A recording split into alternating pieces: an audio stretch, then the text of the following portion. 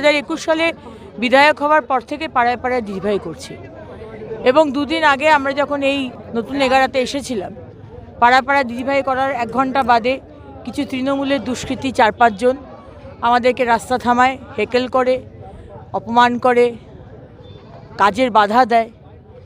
এবং এটা প্রথমবার নয়, আজকে তৃণমূল ক্যাডাররা তারা ডামরা বলুন, আরও বিভিন্ন জায়গাতে নিমচা বলুন, আটকাবার চেষ্টা করছে অগ্নিমিত্রা পালকে, বিজেপিকে।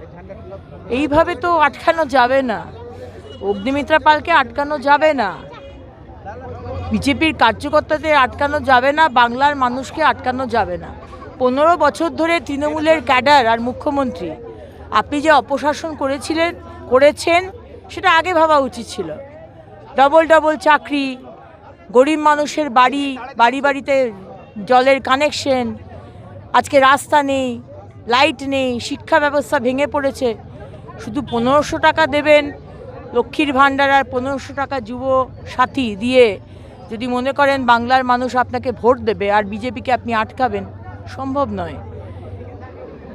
বাংলার মানুষ জেগে উঠেছে।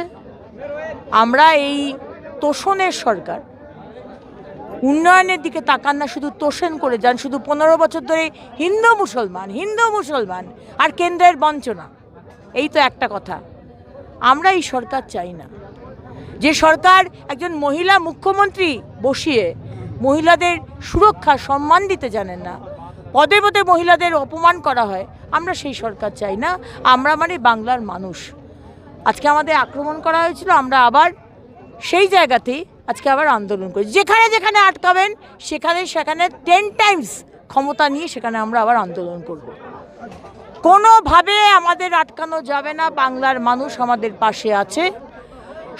স্বচ্ছভাবে অবাধে ভোট হোক, তারপর যে পার্টি জিতবে আমরা সেই ডিসিশন, বাংলার মানুষের ডিসিশন আমরা মাথা পেতে নেব।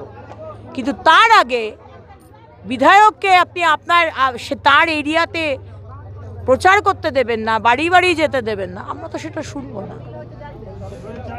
লক্ষ চাকরি হয়েছে বললেন, 26-27 লক্ষ কোটি টাকার বিনিয়োগ হয়েছে বললেন, আর 15 বছর বাদে যুবদের 1500 টাকা দিচ্ছেন। টাটাকে তাড়ালেন কেন? টাটাকে তাড়ালেন তো অন্য ইন্ডাস্ট্রি আনবেন বলেছিলেন, আনতে পারলেন না কেন? ডবল চাকরির কথা বলেছিলেন, সিঙ্গেল চাকরিরও ব্যবস্থা করলেন না। আর শুধু মিথ্যে কথা। আজকে যেটা দিচ্ছে যুবসাথী নাকি বেকার ভাতা, সেখানে আজকে BA, BSc, MA, MSc, PhDরা দাঁড়িয়ে রয়েছে। লজ্জা।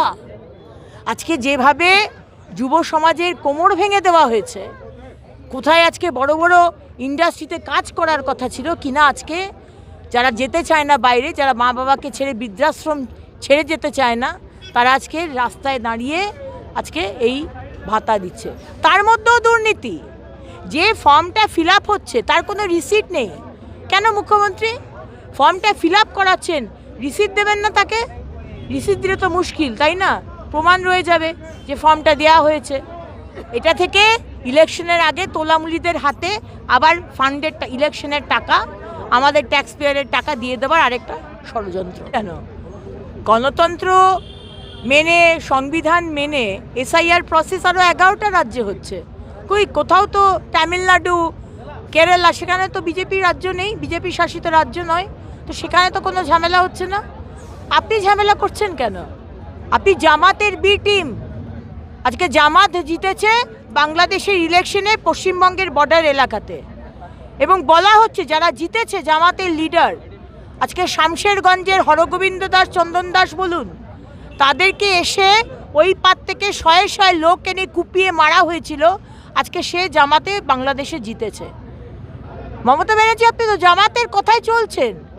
আজকে ISF, আজকে ওই হুমায়ুন কবির, মিম, এরা সব আপনার বি টিম। তাই বাংলাদেশে কিভাবে ইলেকশন হয়েছে আমাদের কিছু বলার নেই।